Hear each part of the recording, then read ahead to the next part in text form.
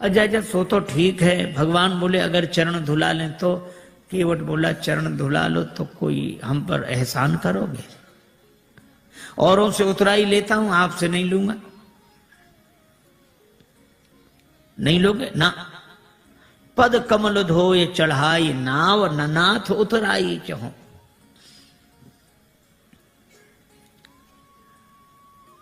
केवट का बेटा खड़ा था, बोले पिताजी ठहरो ठहरो ठहरो, इन्हें नाव में बिठाना ही मत। क्यों? चरण धो लेंगे फिर क्या कठिनाई? चरण छुलाने से तो शिला नारी बनी थी। केवट का बेटा बोला इनके हाथों से भी खतरा है। चरण इन्होंने शिला को छुलाए थे, हाथ इन्होंने धनुष को छुलाए थे। छुअत ही टूट पिनाक पुराना। अगर चरण छुलाने से नाव के नारी बनने का डर है तो हाथ छुलाने से नाव धनुष की तरह टूट जाएगी। इनको किसी भी दशा में बिठा लो ही मत ना। लक्ष्मण जी ने सुना कि केवट है सो है, बेटा और गजब। पर केवट बोला नहीं नहीं, चरण धुला लेंगे बस। भगवान से केवट कहता है उतराई नहीं लूंगा। भगवान ने कहा उतराई क्यों नहीं लोगे? केवट बोला आपके पास देने को होगा क्या? बनवासी बने घूम रहे हो, तो जो बात आप बाद में कहोगे तो हम पहले ही कहे दे रहे हैं कि उतराई नहीं लेंगे। अच्छा नहीं लोगे उतराई, इसका प्रमाण क्या है, सबूत क्या है? केवट बोला मोहे राम रावरियान दशरथ शपथ सब सांची कहो। राम जी आपकी सौगंध, महाराज दशरथ की सौगंध, सही सही कह रहा हूं। श्री लक्ष्मण जी को लगा कि भगवान ने शीलवश जितनी ढील इसे दे दी है। अब ये कोई बोलने का ढंग है कि हमारी बात बिल्कुल सही है, आपकी कसम, आपके बाप की कसम। बोलने में तो ऐसे ही लग रहा है, पर केवट ऐसे बोल नहीं रहा था, बोल नहीं पा रहा था। वो कह रहा था मैं आपकी सौगंध ऐसे कर रहा हूं जैसे दशरथ शपथ, भीष्म प्रतिज्ञा, बलिदान, इसी तरह ये शब्द है दशरथ शपथ। दशरथ शपथ की तरह मैं आपकी सौगंध कर रहा हूं। लेकिन बेचारा बोल नहीं पाया। लक्ष्मण जी को लगा कि अच्छा, धनुष पर बाण चढ़ाया, तैयार हो जा मरने के लिए। पर केवट उसी तरह बोला, बाण को देख, हाँ चलाओ चलाओ बाण, मार दो मार दो, मेरा परम सौभाग्य है, मारो तो बाण। लक्ष्मण जी को लगा ये मौत से भी नहीं डरता, तो इसको डराने का उपाय क्या है? तेरा परम सौभाग्य कैसे? केवट बोला अभी थोड़ा ही पता लगेगा, मर जाऊंगा फिर जांच होगी, उस जांच में मैं बड़ा सौभाग्यशाली माना जाऊंगा। क्यों? मरूंगा हाथ से किसके, जो श्री रघुवीर का प्यारा है। राम जी के भक्त के हाथों मरूं, और मरूंगा किस जगह? जहां निर्मल गंगा की धारा है, जहां गंगा जी बह रही हो। और मरूंगा सामने किसके? कि जिनका दास होता हूं, राम जी का भक्त हूं, राम जी के सामने मर रहा हूं।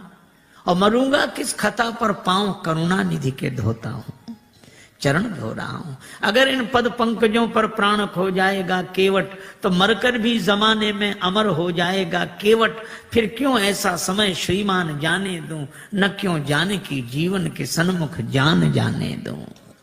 तैयार हूं, बाण मारो। सरकार को प्राण न ते प्रिय बंधु, वही मोहे बाण ते मारत है। मरता हूं कहां सुच गंग के तीर, शरीर सो प्राण सिधारत है। समूहे के सु विनीत सुनो, रघुनाथ सुनाथ निहारत है। अपराध यही इस दास का है, प्रभु के पद पद्म पखारत है। लोग यही कहेंगे कि राम जी ने लक्ष्मण जी से कह के उसको मरवा दिया, छोटे भाई से कह के मरवा दिया। राम जी की बदनामी होगी, और राम जी की बदनामी करानी हो तो चलाओ बाण, हमारा तो कुछ नहीं बिगड़ेगा। प्राण तो किसी न किसी दिन जाएंगे, पर ऐसा मौका मिलेगा नहीं। लक्ष्मण जी को लगा कि राम जी की बदनामी कराने थोड़े ही आए हैं, अब क्या करें? तो बाण फिर तूने में रख लिया। कहने लगे प्रभु इससे तो आप ही बात करो। पर केवट कह क्या रहा है? जब लगी न पाए पखारी। इतनी देर से केवट क्या कह रहा था? चरण कमल रज कहां सब कहां, चरण कमल मोहि पद पदुम पखारण कहो। पद कमल धोए चढ़ाई नाव। पद कमल, पद पद्म, चरण कमल। और जब लक्ष्मण जी ने बाण चढ़ाया तो वो भी आवेश में बोला, जब लग्न पाए पखारी हूं, भूल गया चरण कमल, पद पद्म, पद कमल, पाए। जो स्वाभाविक होता है वो ऐसे अवसर पर निकल पड़ता है। एक आदमी किसी गांव में गया, वो गांव वालों से पूछता, क्यों भैया ये गांव रामपुरा है? तो गांव के लोग, बुंदेलखंड की घटना, ये रामपुरा है? तो गांव वाले कहें हाओ। अब वो समझे नहीं कि हाओ है कि रामपुरा। फिर दूसरे से पूछा, भैया रामपुरा? हाओ। तीसरे से पूछा, रामपुरा? हाओ। अब सब कहें हाओ। एक आदमी पढ़ा लिखा दिखा, उसने कहा कि भाई साहब ये गांव रामपुरा है? उसने कहा जी हाँ। हाँ, अब समझ में आया, यहां सब लोग हाओ हाओ करते थे, आपने जी हाँ कहा। तो वो बोला कि जो बिना पढ़े लिखे लोग हैं वे हाओ हाओ करते हैं, और जो पढ़े लिखे हैं वे जी हाँ ऐसे बोलते हैं। अच्छा, तो आप तो पढ़े लिखे होंगे? तो बोला हाओ। अब जो स्वाभाविक था सो निकल गया। अब लक्ष्मण जी को भी बड़ा अटपटा लगे, श्री सीता जी को भी, पर राम जी मुस्कुरा रहे। सुन केवट के बैन, प्रेम लपेटे अटपटे, बिहसे करुणा है। भगवान हंसते हैं। बात भले ही अटपटी हो पर प्रेम में लिपटी हो तो परमात्मा को प्रसन्न कर देती है। राजस्थान के एक छोटे से गांव में एक महात्मा गए, सत्संग हुआ। एक सत्संगी नित्य आते थे। एक दिन उन्होंने प्रार्थना की कि महाराज यहाँ से और ज्यादा इंटीरियर में हमारा छोटा सा गांव है, माँ आ नहीं सकती, उनको दर्शन देने चलो। महात्मा ने कहा ठीक चलते हैं। एक दिन गए, उस व्यक्ति ने माँ से कहा, माँ महात्मा आए, प्रणाम कर। तो बुढ़िया श्रद्धालु तो थी, लेकिन अपने टूटी फूटी मारवाड़ी बोली में बोली, गोरुजी थारे खुर छू। अब एक तो गुरुजी को गोरू जी कह रही थी और चरणों को खुर। महात्मा को बड़ा अटपटा लगा। वे तो रोज चरण कमल सुनते थे, अब चरण भी कहती तो ठीक, पांव भी कहती तो ठीक, खुर। खुर तो पशुओं के होते हैं।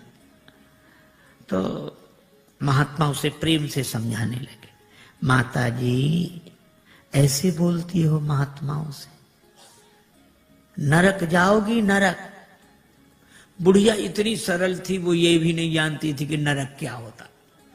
उसने उसको लगा कि महात्मा आशीर्वाद दे रहे हैं, तो हाथ जोड़ के कहने लगी, महाराज हमारा कहां भाग्य जो नरक जाए, नरक तो आप जैसे महापुरुषों को मिले हैं प्रभु। महात्मा खिलखिला के हंसने लगे। अरे ऐसी सरलता पर महात्मा क्या परमात्मा प्रसन्न हो जाते हैं।